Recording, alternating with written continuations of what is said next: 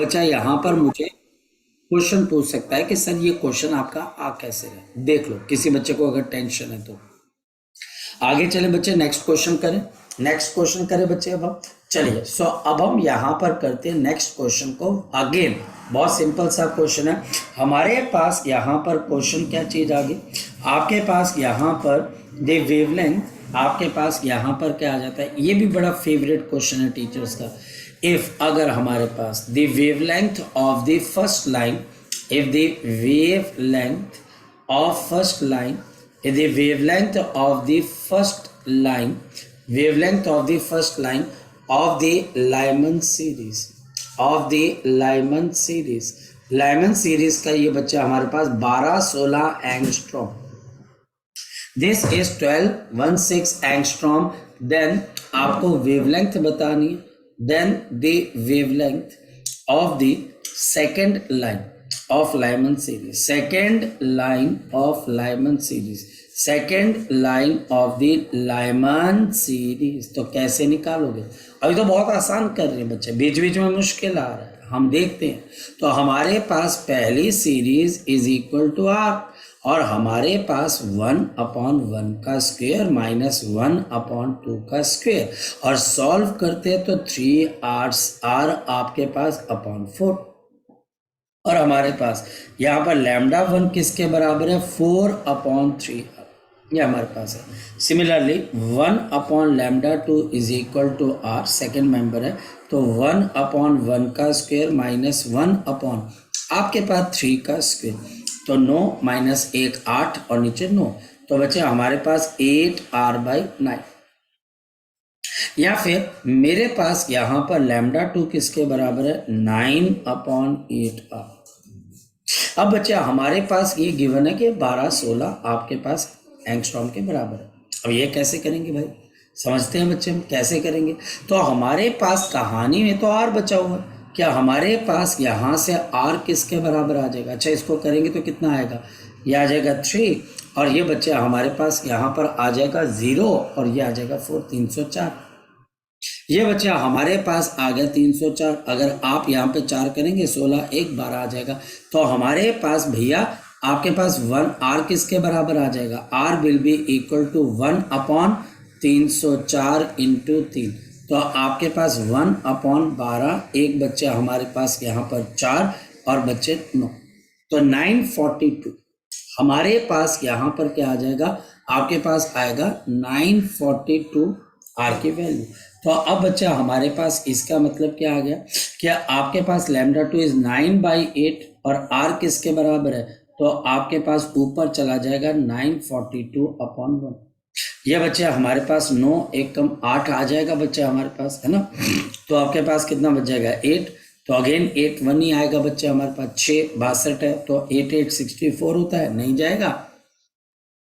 हमारे पास 8 और 7 करीबन 117 कर लेते हैं, कोई बात नहीं, कोई दिक्कत नहीं। तो हमारे पास 117 और 9 बच्चे हमारे पास 63 6 और 15 और 1 10, तो आपके पास कितना आ जाएगा 10, आपके पास यहाँ पर आ जाएगा 53 एंगस्ट्रॉम, अप्रॉक्सीमेटली 1053 एंगस्ट्रॉम, 1053 एंगस्ट्रॉम। ये बच्चे हमारे पास इस क्वेश्चन का क्या आ गया, हमारे पास आंसर आ गया, कोई मुश्किल चीज नहीं। चलो अब चलते हैं आगे, नेक्स्ट बच्चा हमारे पास यहाँ पर क्या चीज आ जाती है, क्वेश्चन देखते हैं बच्चे। देखो क्वेश्चन से कभी नहीं घबराना, कल से लेके अभी तक हम, क्योंकि मॉडर्न फिजिक्स के अंदर थ्योरी आपके पास है लेकिन उससे ज्यादा क्वेश्चन है, इस बात का ध्यान रखना। आज का किया गया इन्वेस्टमेंट, आज की गई मेहनत कल को डिविडेंड देती है। अब मैं यही क्वेश्चन बच्चे एग्जाम से पहले अगर पढ़ना स्टार्ट करूँ समझ कम आएगा, थ्योरी में मैं एक्सपर्ट हूँ, क्वेश्चन नहीं निकल पा रहे मेरे से एक भी।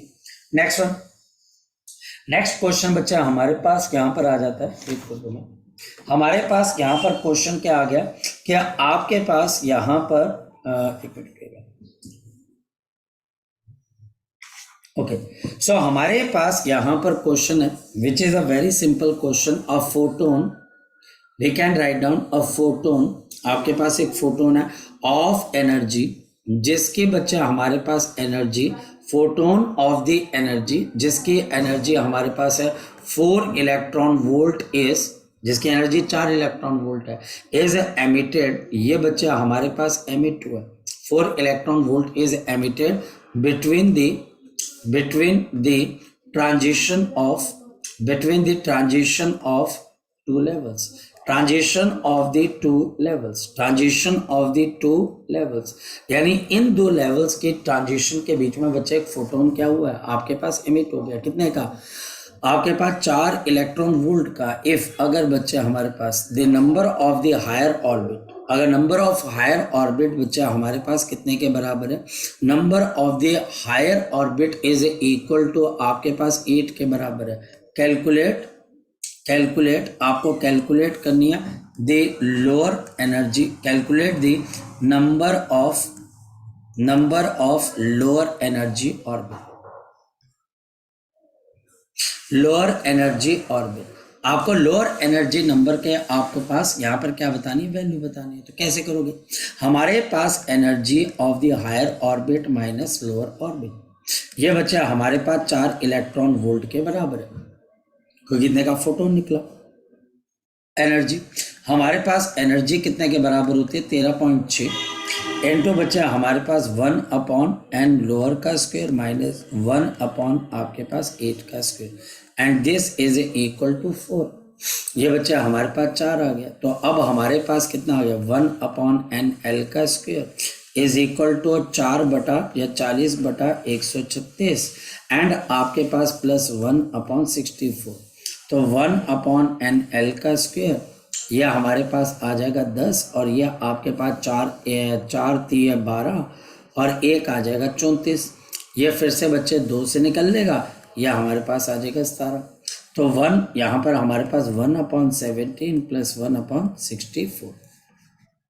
ठीक है, अब अपन क्या करेंगे, यहाँ पर 1/nl का square is equal to 17 into 64, तो 17 इंटू 64 आपके पास कितना आ जाएगा, 28 और 2 68 और 2 और 4, तो हमारे पास 10 आ जाएगा। तो 8 8 0 1 1088 और बच्चा हमारे पास यहाँ पर 64 और ये आ गया 17। तो NL का स्क्वायर कितने के बराबर है, 1088, यहाँ पे 7 4 11 और एक बच्चा हमारे पास 7 और 1 8 81 है ना, तो हमारे पास 81। अब जरा देखते हैं रफली हमारे पास इसकी वैल्यू किसके बराबर आएगी, तो जरा चेक कर लेते हैं। मेरे पास यहाँ पर इसकी वैल्यू किसके बराबर है, तो हमारे पास यहाँ पर आ गया 10 आपके पास 88 डिवाइडेड बाई आपके पास 81, तो 13.43। तो अब मेरे पास यहाँ पर आ गया रूट ऑफ 13 पॉइंट आपके पास, तो 13 पॉइंट है तो 3.6 के आसपास आ रहा है, 3.7। तो अगर मैं रूट निकाल लेता हूं तो आपके पास NL अप्रोक्सीमेटली बच्चे 3.7, और 3.7 का मतलब बच्चा हमारे पास, अब 3.7 बीच में तो यानी कि 3 तो बच्चा हमारे पास कवर हो ही रहे हैं, 0.7 का मतलब है कि आपके पास आगे चला जाएगा। तो ये अप्रोक्सीमेटली बच्चा हमारे पास 4 के बराबर है, ये अप्रोक्सीमेटली हमारे पास 4 के बराबर है। याद रखना ये अप्रोक्सीमेटली बच्चा हमारे पास किसके बराबर है, 4 के बराबर है। तो मेरे पास यहाँ पर अब आपके लिए क्या आ गई, ये आपके लिए एक कंडीशन बच्चा हमारे पास आ गई। और मैं देख लेता हूँ कि कोई और क्वेश्चन हो जिसके अंदर आपके फंसने के चांसेस ज्यादा हो। भैया आप फंस ना जाओ, कल को बोलोगे कि सर फंस गया, हमारे पास वेवलेंथ है, ये कर लोगे तुम, ये वेवलेंथ वाले शॉर्ट वेवलेंथ वाले ये भी करवा दिए। चलो तो फिर आप बच्चे 12 का क्वेश्चन मैंने एक बनाए हुए हैं, उसका सैटरडे को आप बता देना बच्चे टेस्ट करके कि हम कैसे कर सकते हैं। तो चलिए नया चैप्टर स्टार्ट करते हैं बच्चे आज हम। तो एटम्स हमारे पास फिनिश हो गया, तो हमारे पास अब हम नया चैप्टर स्टार्ट करते हैं बच्चे, न्यूक्लियर फिजिक्स। सो हमारे पास नया चैप्टर आ गया न्यूक्लियर फिजिक्स, नया चैप्टर न्यूक्लियर फिजिक्स। क्या आपके पास तो हमारे पास न्यूक्लियर फिजिक्स क्या है बच्चे, न्यूक्लियर फिजिक्स बच्चा हमारे पास एक स्टडी है, द स्टडी ऑफ द, आपके पास यहाँ पर the study of the nucleus, the study of the nucleus of the given atom. तो हमारे पास इसको क्या बोल देते हैं बच्चे, हम न्यूक्लियर फिजिक्स बोल देते हैं। इसके लिए बच्चे सबसे पहले मुझे समझ में आनी चाहिए the composition of the nucleus. So we have the composition of the nucleus, composition of the nucleus. तो हमारे पास न्यूक्लियस के अंदर होता क्या बच्चा हमारे पास, सो हम सबसे पहले बोलते हैं द न्यूक्लियस, द न्यूक्लियस, आपके पास न्यूक्लियस कंटेन्स, न्यूक्लियस कंटेन करते बच्चे जेड प्रोटॉन्स, जेड प्रोटॉन्स। हमारे पास अगर कोई न्यूक्लियाइड है एक्स ए जेड, तो हमारे पास इसमें कितने प्रोटॉन्स होते हैं बच्चे, जेड आपके पास प्रोटॉन्स होते हैं, इतने इलेक्ट्रॉन्स भी होते हैं, पर बच्चे हमारे पास न्यूक्लियस में जेड प्रोटॉन्स है। Next one, the nucleus contains, और न्यूक्लियस के अंदर बच्चा हमारे पास क्या होता है, द न्यूक्लियस कंटेन्स कितने न्यूट्रॉन्स होते हैं बच्चे हमारे पास, ए माइनस जेड न्यूट्रॉन्स, ए माइनस जेड न्यूट्रॉन्स। तो मास ऑफ द न्यूक्लियस किसके बराबर होगा, अगर मैं आपसे बात करूं तो मास ऑफ द न्यूक्लियस आपके पास होगा mass of the neutron A minus Z plus mass of the proton multiplied by Z. तो mass of the neutron A minus Z plus mass of the proton into आपके पास यहाँ पर क्या आ जाता है बच्चा, आपके पास जेड बच्चा आपके पास आ जाता है। हमारे पास प्रोटॉन, याद रखना पॉजिटिवली चार्ज है, तो हमारे पास यहाँ पर क्या आ जाता है, दे प्रोटॉन, हमारे पास प्रोटॉन क्या बच्चे, इट इज पॉजिटिवली चार्ज, ये बच्चा हमारे पास पॉजिटिवली चार्ज होता है, और न्यूट्रॉन, और न्यूट्रॉन बच्चा हमारे पास क्या होता है, नेगेटिवली चार्ज, और न्यूट्रॉन बच्चा हमारे पास आ जाता है, सॉरी नेगेटिवली चार्ज तो होता है, पर अब इसको कंसीडर होता है, थोड़ा सा नेगेटिवली चार्ज होता है, मैं आपको बताऊंगा थोड़ा सा, वैसे न्यूट्रल होता है बट इट कंटेन्स, वो लाइन पहले लिख दी न्यूट्रॉन, बट लेकिन बच्चा आपके पास रिसेंट स्टडी बताती है, रिसेंट स्टडी आपको बताती है इट कंटेन्स, इसके पास बच्चा हमारे पास क्या होता है, स्लाइटली नेगेटिव चार्ज, स्लाइट बहुत कम, नमक बराबर, स्लाइट आपके पास नेगेटिव चार्ज, बहुत छोटा सा नेगेटिव चार्ज है, यह अभी जाकर पता लगा रिसेंट स्टडी से, ऐसा नहीं है पुरानी चीजों को। हाँ राघव बोल बेटा। सर आपने न्यूट्रॉन लेते सर, न्यूट्रल आएगा सर। हाँ न्यूट्रॉन है बच्चा हमारे पास, न्यूट्रॉन नाम ही सेम है ना, नाम के बाद सर न्यूट्रल चार्ज, नीचे न्यूट्रल है, न्यूट्रल, हाँ मैं बता रहा हूँ बच्चा न्यूट्रल ही है, लेकिन वो नाम ही न्यूट्रॉन है ना, तो नाम क्या हो जाता है बच्चा हमारे पास, यहाँ पर थोड़ा सा मिसमैच कर जाता है, न्यूट्रॉन न्यूट्रल होता है। अच्छा हमारे पास इन दोनों में से मास किसका ज्यादा होता है, अगर बात की जाए तो न्यूट्रॉन का कि बच्चे प्रोटॉन का, क्या लगता है, हमारे पास न्यूट्रॉन का मास ज्यादा होता है कि प्रोटॉन का, क्या लगता है राघव, न्यूट्रॉन। में न्यूट्रॉन, बिल्कुल, the mass of the neutron is greater than, ये बच्चा हमारे पास ग्रेटर देन आपके पास मास ऑफ बच्चे आपके पास क्या, प्रोटॉन। और न्यूट्रॉन से पहले मैं सोच रहा था कि कोई एक नाम था बच्चे, मैं भूल गया, इसके पीछे भी कहानी है कि न्यूट्रॉन का नाम किसी और के लिए रखा गया था, फिर न्यूट्रॉन इसका नाम रख दिया गया, न्यूट्रॉन स्टार भी होता है बच्चे हमारे पास, पर मैं कहानियां बच्चे इसके अंदर से कि जिसमें इसको खोजा किसने था, चैडविक ने खोजा था, है ना, चैडविक की कहानी है बच्चे जो मेरे दिमाग में आ तो रही है, पर थोड़ी बहुत आ रही है, कभी फिर डिस्कस करूंगा बच्चे कि कैसे न्यूट्रॉन का बच्चा हमारे पास इसका नाम पड़ा, इसका नाम पहले न्यूट्रॉन था ही नहीं, कुछ और नाम रख रहे थे बच्चे। अब बच्चा हमारे पास नेक्स्ट चीज क्या आ जाती है कि न्यूक्लियस बनने के बाद बच्चा हमारे पास यहाँ पर क्या आ जाता है, बात बच्चे हमारे पास की जाती है, हमारे पास आइसोटोप्स होते हैं। अब बताओ आइसोटोप्स क्या होते हैं बच्चे, जरा बताओ आइसोटोप्स क्या होते हैं Raghav, isotopes sir same element के साथ डिफरेंट मासेस जिसके होते सर। डिफरेंट मासेस, और इसमें से मास डिफरेंट क्यों हो रहा है, न्यूट्रॉन का नंबर चेंज होने से प्रोटॉन का,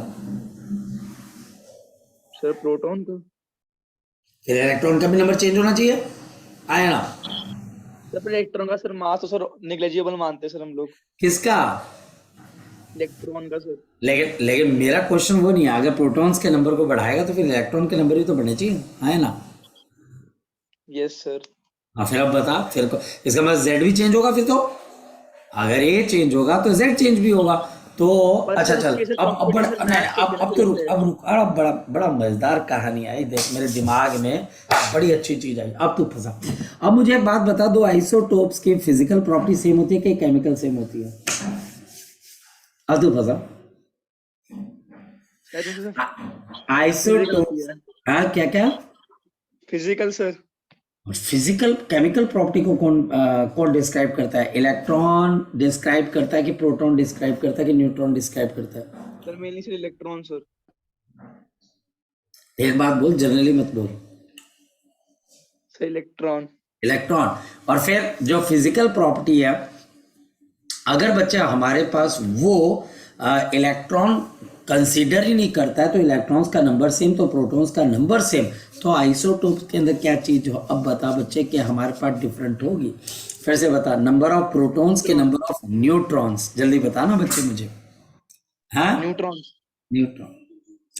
अच्छा, मेरे पास मान लिया जाए कार्बन, कार्बन के बच्चे हमारे पास 3 आइसोटोप्स हो गए, कार्बन 14, कार्बन 12 और बच्चे मान लो कार्बन 16। मारो बोले कोई बात नहीं, चलने दे कोई बात नहीं, कार्बन 16। क्या नेचर के अंदर मुझे एक ही मिलता है कि सभी मिलते हैं बच्चे? बता शाबाश। क्या नेचर के अंदर बच्चे हमें एक ही मिलता है कि सभी मिलते हैं? बताओ शाबाश बच्चे मुझे।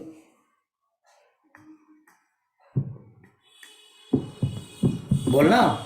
जब केमिस्ट्री पूछ रहा हूँ, आए सब बच्चे इतने चुपचाप बैठे हुए, नीतिका भी चुपचाप बैठी हुई है, मेघा भी, सिमरत भी, सलोनी भी, इसमें से कोई बच्चा भी बोल सकता है, स्तुति भी। नाइन थिंग्स तो सर कुछ मिलते हैं सर, हम कुछ खुद बनाते हैं सर।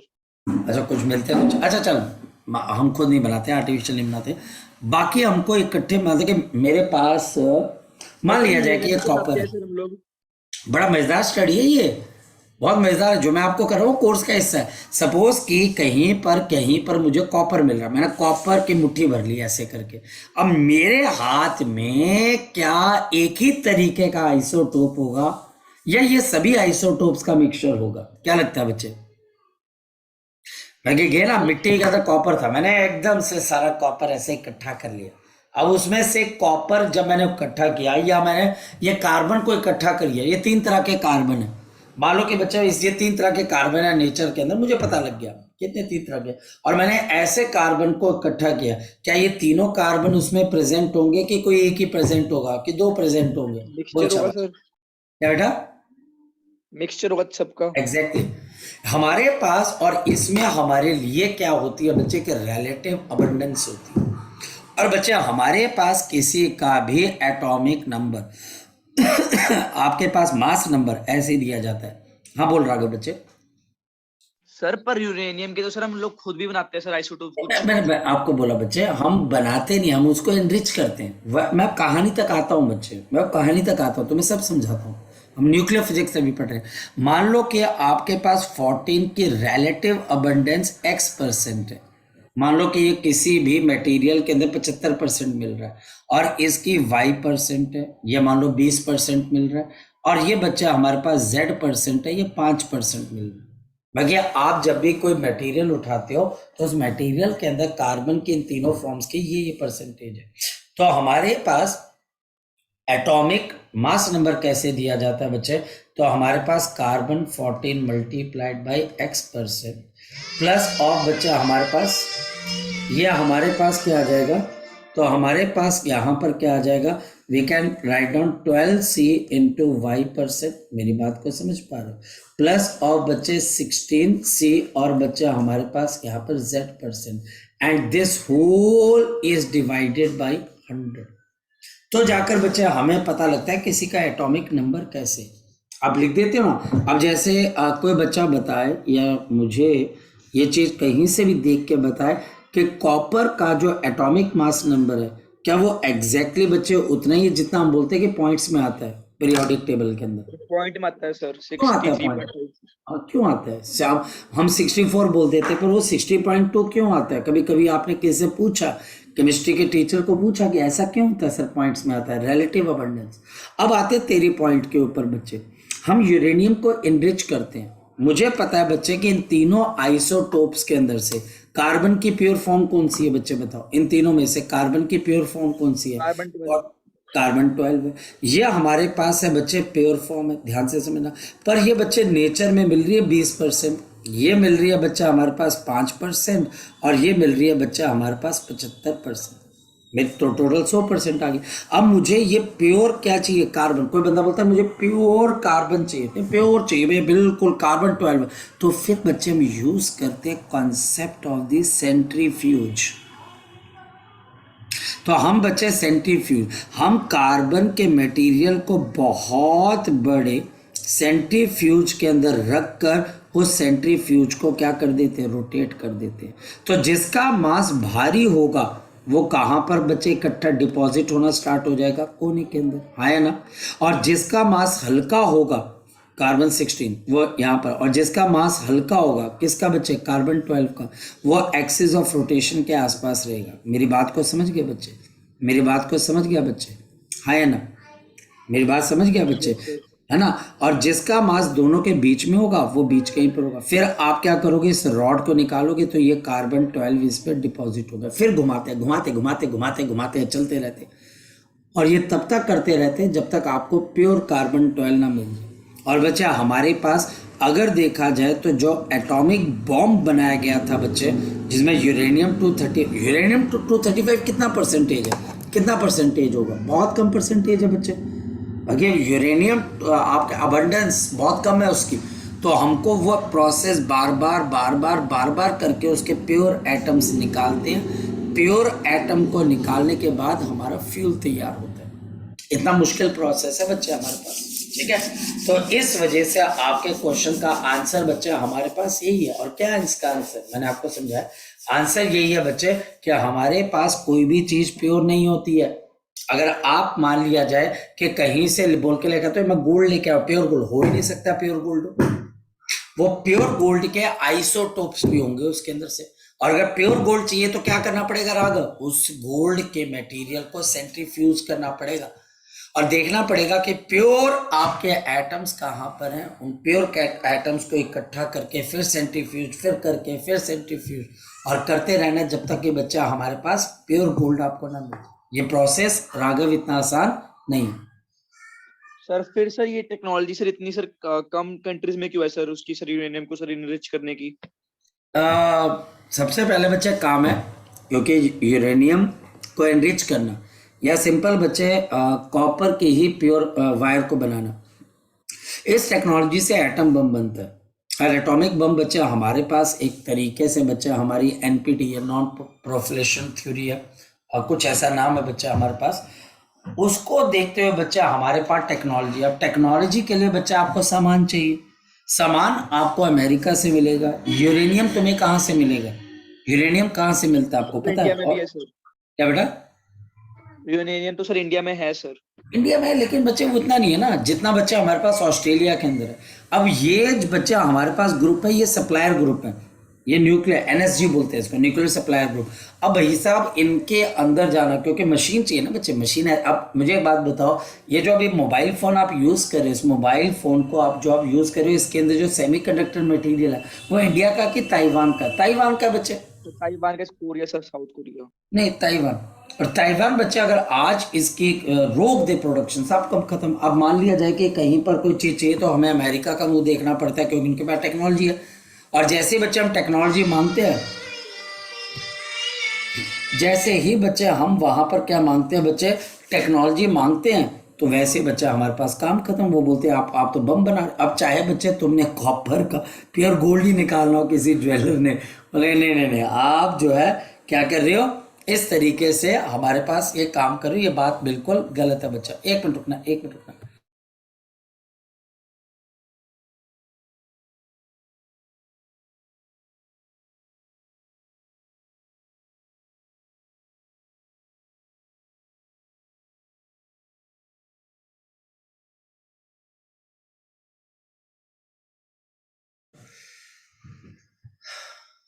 हमारे पास यहाँ पर सेम चीज है। तो ये बड़ी मुश्किल से चीज है, मतलब कि यहाँ पर आके हमको लगता है कि हम बड़े अनस्टेबल किस्म के बच्चे नेशन के, केवल लगता है डर अनस्टेबल है यार, हम अपना न्यूक्लियर बम भी नहीं बना सकते। नहीं बना सकते भाई, बहुत मुश्किल है। जिससे बना लिया उसने बना लिया। हाँ, चोरी छुपे बन जाता है बच्चा हमारे पास, ब्लैक मार्केट के अंदर बन जाता है, और ऐसे आपके पास कर रही है काफ़ी चीज़ें। ठीक है, चले आगे चले। किस डिस्कशन में डाल दिया तूने राघव मुझे, है इमोशनल कर दिया तूने मुझे, है राघव। क्यों, ये क्वेश्चन आते हैं ना दिमाग में सर? पढ़ता था सर, मैं सर पढ़ा था सर इसके बारे में, तो इसलिए जानना था सर।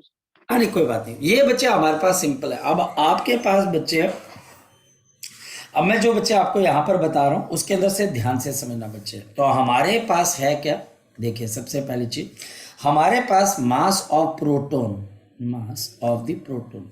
तो हमारे पास प्रोटॉन का मास कितने के बराबर है, तो प्रोटॉन का मास बच्चे हमारे पास है 1.007276 atomic mass unit.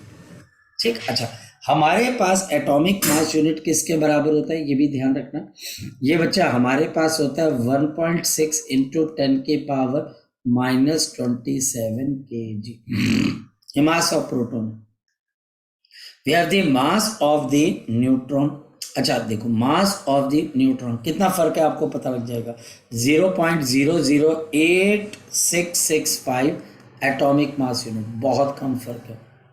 Then mass of the electron, तो बच्चा हमारे पास मास ऑफ द इलेक्ट्रॉन ये बच्चा हमारे पास किसके बराबर आ जाएगा, ये आ जाएगा 0. देखो कितना कम है, 0.000549 आपके पास AMU। और घबराना नहीं, हर एग्जामिनेशन के पहले पन्ने के अंदर की तरफ ये मासेस गिवन होते हैं, तो आपने घबराना नहीं कि हमको पता ही लग पाएगा। नेक्स्ट, इसका मतलब बच्चा हमारे पास ऐसे करके हम इन चीज़ों को क्या कर सकते हैं बच्चे, कैलकुलेट कर सकते हैं, किसी का भी मास कैलकुलेट कर सकते हैं। अब बच्चा हमारे पास यहाँ पर जब इस चीज़ों को कर लिया जाता है तो हम बात करते हैं बच्चे यहाँ पर दे आइंस्टीन, जो बच्चा हमारे पास आइंस्टीन का mass energy equivalence principle, mass energy equivalence principle, mass energy equivalence principle. हमारे पास आइंस्टीन ने एक बड़ी सिंपल सी बात बोली थी और उनके हिसाब से बच्चे हमारे पास क्या बोला गया था कि the mass of the matter, the mass of the matter, जो मास है बच्चा हमारे पास मैटर का, it can be easily converted, it can be easily converted, ये बच्चा हमारे पास हम इजीली कन्वर्ट कर सकते हैं, converted, it is easily converted into the energy, into the energy given by the formula. और बच्चा हमारे पास कौन सा फॉर्मूला, आपके पास formula E is equal to MC का स्क्वायर, तो E is equal to delta MC का स्क्वायर। ये बड़ा खतरनाक था भाई, बहुत खतरनाक। और आपको देखो अभी मजा भी आएगा, क्योंकि अगर मान लिया जाए कि कोई बच्चा बोलता है सर अगर मैं यहाँ पर 1 AMU का चार्ज ले लूँ और 3 × 10⁻8, क्योंकि MC का स्क्वायर है क्या स्क्वायर, तो आपकी एनर्जी कितनी आ जाएगी 1.6 × 10⁻⁻27 × 9 × आपके पास कितना आएगा 10 की पावर आपके पास 16, आपके पास 16 आ जाएगा, है ना। और मुझे इसको इलेक्ट्रॉन वोल्ट में भी कन्वर्ट करना है, तो आपके पास आ जाएगा 1.6 इंटू आपके पास 10⁻⁻19।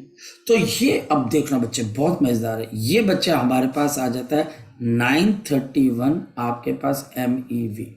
अब ये बात समझो, अब इसको आप अपनी मेमोरी के अंदर कनेक्ट कर दो, तो connect this to the memory, बस अपने दिमाग में ये बात बिठा लो कि मेरे पास 1 AMU का चार्ज होगा, तो वो 1 AMU का मास, 1 AMU का चार्ज जिसका मास 1 AMU है, जब वो गायब होगा तो आपको 931.5 की बच्चे हमारे पास 931 MeV की एनर्जी मिल जाएगी।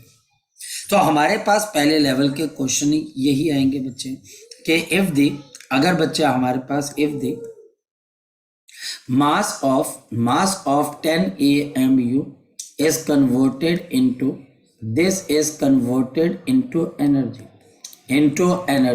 how much energy is obtained, तो आपके पास how much energy is obtained, हमारे पास कितनी एनर्जी ऑब्टेन्ड हुई, तो बताओ इसका आंसर क्या आएगा, सॉल्यूशन क्या है, बड़ा सिंपल सा सॉल्यूशन है, A is equal to delta MC का square, A is equal to delta MC का स्क्वायर। तो हमारे पास 1 AMU के लिए इतना, तो 10 AMU के लिए कितना आ जाएगा 9310 MeV। तो ये क्वेश्चन का क्या आ गया आंसर आ गया, कोई बहुत मुश्किल चीज नहीं, बहुत आसान है। पता क्या इसके अंदर हमारे को प्रैक्टिस है, बस न्यूमेरिकल की प्रैक्टिस है, ठीक है। चलिए बच्चे, सो अभी के लिए इतना करते हैं बच्चे हम। अब आपके पास कल हम न्यूक्लियर फिजिक्स करेंगे और एटम्स के भी कोई क्वेश्चन अगर मुझे मिलेगा स्तुति तो मैं आपको करवा दूंगा। चलिए ओके बच्चे, बाय बाय।